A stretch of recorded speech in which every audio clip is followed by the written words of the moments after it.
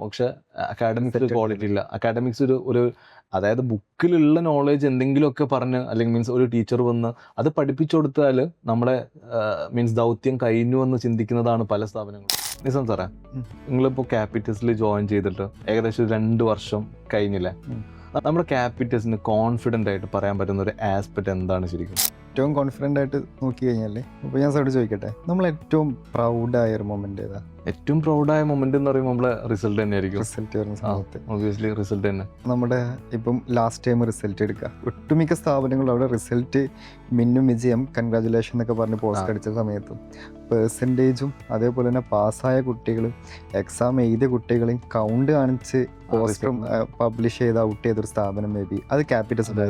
അപ്പം നമ്മൾ ഏറ്റവും കോൺഫിഡൻ്റ് ആയിട്ട് എനിക്ക് തോന്നിയത് അല്ലെങ്കിൽ നമ്മൾ ഏറ്റവും നല്ല രീതിക്ക് ചെയ്തൊരു ഇത് നമ്മുടെ അക്കാഡമിക്സ് വിങ് ആണ്. അക്കാഡമിക്സിന്റെ കാര്യമല്ല, അക്കാഡമിക്സിൻ്റെ അതിൽ എനിക്ക് തോന്നുന്നു മറ്റൊരു കാര്യം എന്താണെന്ന് അറിയാം. ഇപ്പം നമ്മളെ മേഖല കുറേ ഇൻസ്റ്റിറ്റ്യൂട്ടുകൾ ഇവിടെ ഉണ്ടല്ലോ. നമ്മൾ ഈ മാർക്കറ്റിങ്ങിന് വേണ്ടി നമ്മൾ സ്പെൻഡ് ചെയ്യുന്നതിന് പകരം നമ്മളിപ്പോഴും സ്പെൻഡ് ചെയ്യുന്നത് ഏറ്റവും കൂടുതൽ നമ്മൾ സ്പെൻഡ് ചെയ്യുന്നത് നമ്മുടെ അക്കാഡമിക്സിന് വേണ്ടിയിട്ടാണ്. അക്കാഡമിക്സ് എങ്ങനെ ക്വാളിറ്റി ഉള്ളതാക്കാം എന്നുള്ളതിലാണ് നമ്മളിപ്പോഴും സ്പെൻഡ് ചെയ്യുന്നത്.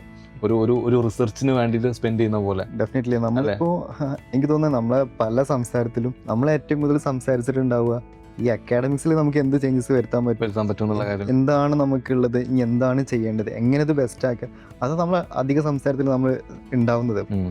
ശരിക്കും ഇപ്പം ആ സ്ഥാനത്ത് ഞാൻ മുന്നേ വർക്ക് ചെയ്താണെങ്കിലും വേറെ പല കമ്പനീസ് ആണെന്നുണ്ടെങ്കിലും ഈ നമ്മൾ ഈ ഫീൽഡിലുള്ള കമ്പനീസ് ആണെന്നുണ്ടെങ്കിൽ അവിടെ അക്കാഡമിക്സിന് ഇമ്പോർട്ടൻസ് കുറവില്ല. അതായത് മാർക്കറ്റിംഗ് അടിപൊളിയായിട്ട് പോകുന്നുണ്ട്, സെയിൽസ് ക്ലോസ് ചെയ്യുന്നുണ്ടാവും, ആവശ്യത്തിലധികം ചിലപ്പോൾ കുട്ടികളും ഉണ്ടാവും, പക്ഷെ അക്കാഡമിക്സ് ക്വാളിറ്റി ഇല്ല. അക്കാഡമിക്സ് ഒരു അതായത് ബുക്കിലുള്ള നോളേജ് എന്തെങ്കിലുമൊക്കെ പറഞ്ഞ് അല്ലെങ്കിൽ മീൻസ് ഒരു ടീച്ചർ വന്ന് അത് പഠിപ്പിച്ചു കൊടുത്താൽ നമ്മളെ മീൻസ് ദൗത്യം കഴിഞ്ഞു എന്ന് ചിന്തിക്കുന്നതാണ് പല സ്ഥാപനങ്ങളും.